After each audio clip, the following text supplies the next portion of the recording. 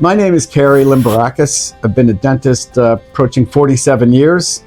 Very fortunately and with humility, I say that both my son and I have been rated and selected as top dentists in Philadelphia Magazine for 8+ years.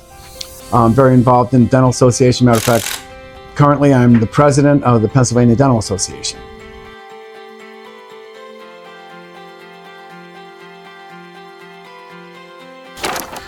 Well, that's going back to the early 80s when I decided that I was going to open my own practice, and that happened in 1983. And I employed one individual who is my right-hand everything, and she still works with us, and she's the office manager. We opened diagonally across the street, about 1/10 or 2/10 of a mile from here. And started out very, very modestly and humbly. We had 2 treatment chairs. After 4 years, we expanded to 4 treatment chairs. And then we outgrew our space. We were growing by leaps and bounds. I hired more people and then moved from that first location to another location, a quarter mile down the street, and then maintained the 6 treatment room capacity, but expanded our waiting room and office space as well. And at that point, things were flowing pretty well. That was in 1995, so we were in the first location for 12 years. Moved to Jenkintown in 1995. We were there for 21 years. During that time, the latter part of it, my son graduated dental school and started practicing together. Initially part-time and then full-time. And then we came to a point in 2016 where we needed to move because our landlord wanted our space. Although we had been good tenants for 21 years at that location, the offer to move to another part of the building was not suitable for us. And so we were very fortunate to find this location, and we've been here almost 8 years. Everything that is in this office is brand new. We left all of our old equipment. We donated some equipment to Haiti and Africa. So we felt good about good equipment, still usable, being used now in places that really need it. Then we went through a transition where I was a boss and now I'm not. And now my son is the boss, and that's great. And it's shared responsibilities, but our experience in these 40+ years has been focused on patient care and developing great relationships with patients over those decades. Family, I've seen children grow up, have children, seen their children. It's a great thing that happens in general or family practice. You don't see that in specialties typically. We've been here. We have a great reputation. We've been top dentists in Philly Magazine for 8 years plus. We maintain a high standard, and but first and foremost is the patient's best interest. So I guess that's it in a nutshell.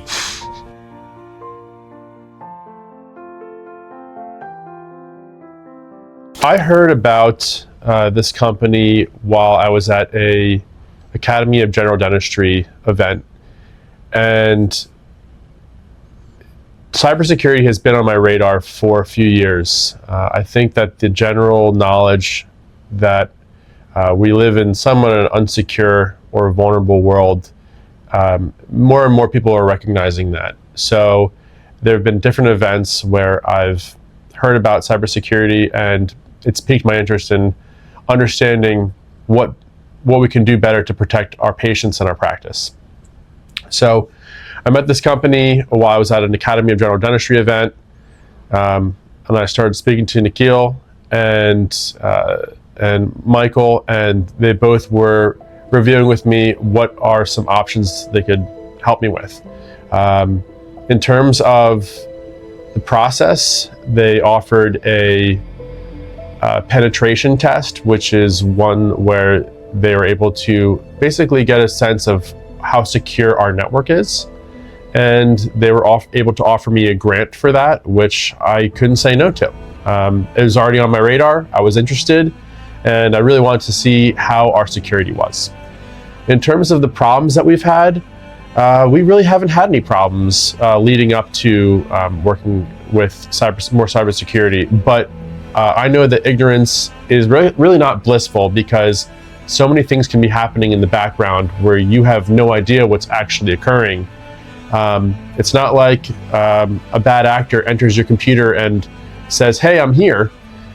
It's often done in silence. And so I want to find out, how is our security at that point? And more importantly, how can I protect things moving forward?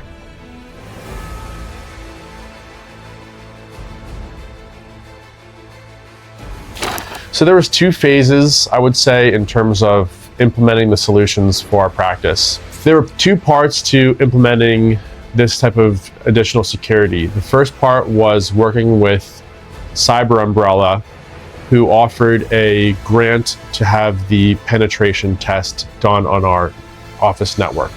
And that test was to essentially see what type of information they could gather, where we were vulnerable, and essentially suggest how things could be improved if we added additional layers of cybersecurity. So the first step was doing the test, which didn't take much time at all. And then after that was completed, I reviewed the findings with their team to see what they were able to uncover and to see what vulnerabilities we had in our network. Once I reviewed that information and was made aware of the areas where we were vulnerable, I was able to move forward with their team to determine what they could do and what software would be implemented to suggest to add multiple layers of security in terms of password protection, in terms of identifying threats, in terms of scanning our computers and our networks. And then, of course, the last step is installing all of that, making sure it runs efficiently, including our technology company to make sure it worked with their networks, and getting everybody on the same page. To tell you the truth, while it was a little bit of a process, I think it was critical, because our technology company, our IT company, was kept in the loop, and they made sure that their software and their networks were still going to be very well compatible with the new added cybersecurity. The penetration test was a grant offered by Cyber Umbrella, and the vendor they utilized to help administer and complete the readout of the penetration test was Capital Cyber. And those 2 companies had worked well with one another in order to determine who was a proper company to follow through on not just the testing, but also to implement the additional layers of cybersecurity.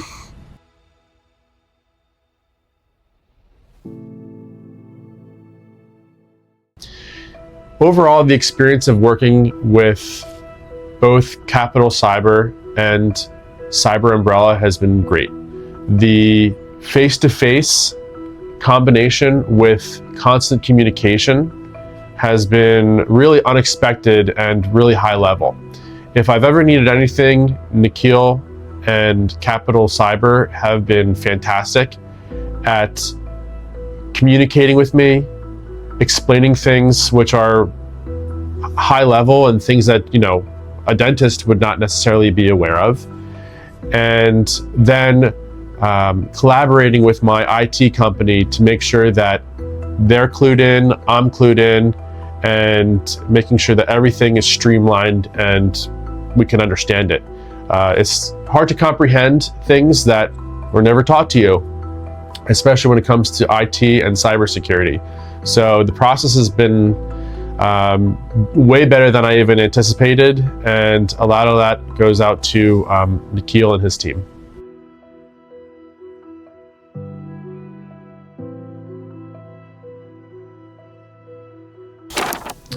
I think it's important to have a healthy amount of skepticism when you're working with anybody regarding your secure and private data.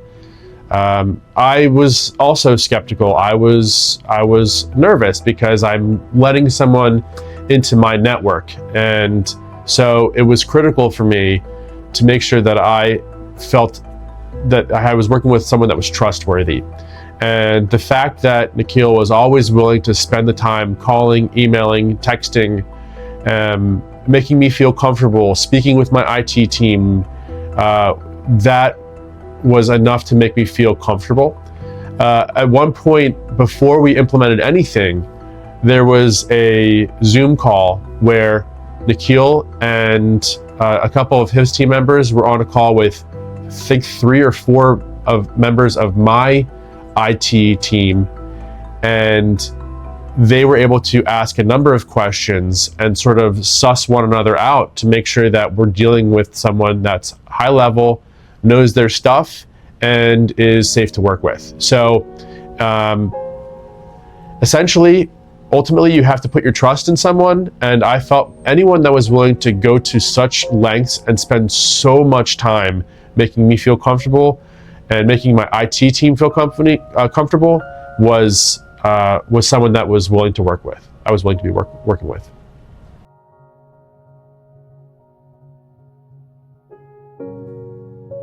So we're always trying to build and grow in dentistry, and dentistry in 2024 and beyond is hand in hand with technology, and it's one way that dentistry has really come into the 21st century and beyond, is we use so much technology. So we are really tied in with the success of our operating systems, our network security, our patient security, and our technology all working seamlessly.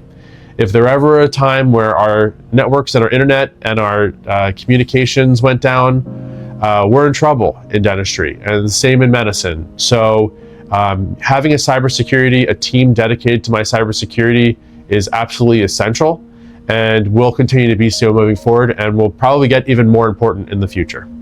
If I may add to that, historically, when I finished dental school, there was no such thing as technology.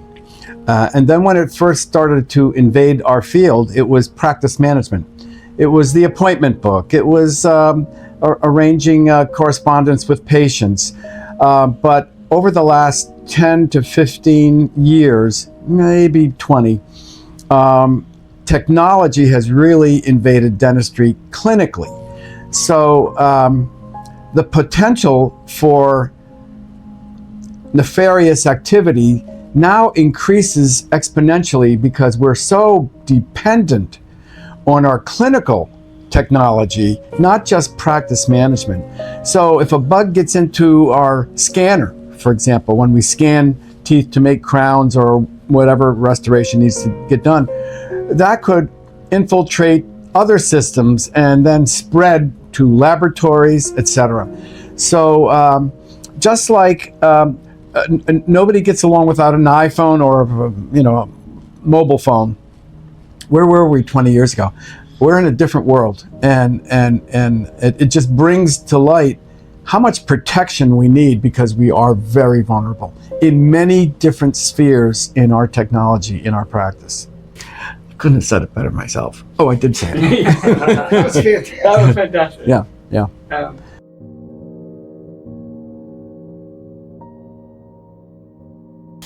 So basically, a few days into installing one of the additional layers of protection, we had an alert. One of my assistants clicked on an Amazon link, and it was actually a sponsored ad. So it was interesting because it was not actually Amazon. It was a link that was embedded and disguised as Amazon.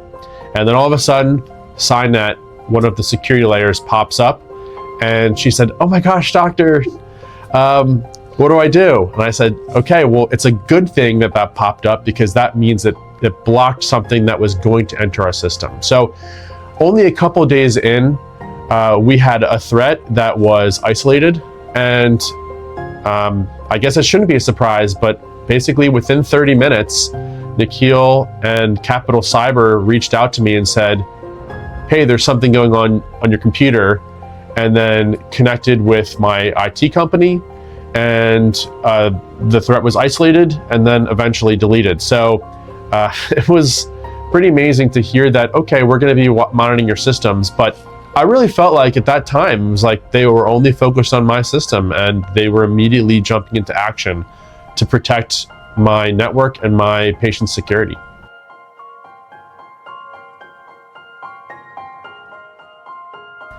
I met Cyber Umbrella at a Pennsylvania Academy of General Dentistry meeting. They had a booth at one of our meetings, and I just started up a conversation with them. And of course, seeing that they were involved in cybersecurity, I always want to know a little bit more. And they were able to offer me the grant for the penetration test, which was then administered by a company that they had worked with and vetted as well. And so, speaking from a position of knowing many dentists across the state and across the country, I highly recommend that each of us who practice seriously consider the ramifications of not being protected. And it's worthwhile to at least do the initial phase, determine what your vulnerabilities are, and then make a decision how you're going to proceed.